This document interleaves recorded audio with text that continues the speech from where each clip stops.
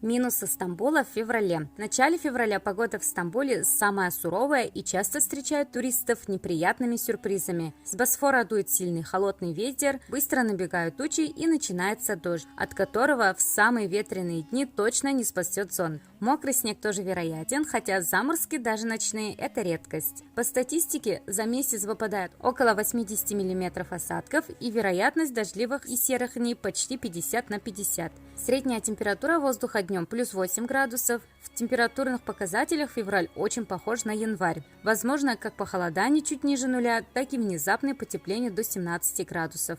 Зима на Босфоре непредсказуема, и заранее узнать, какая погода будет в Стамбуле в феврале и как одеться, вряд ли возможно. Более точные прогнозы появятся хотя бы за 3-4 дня до нужной даты. Однако не помешает предусмотреть внезапные дожди и взять хотя бы дождевик.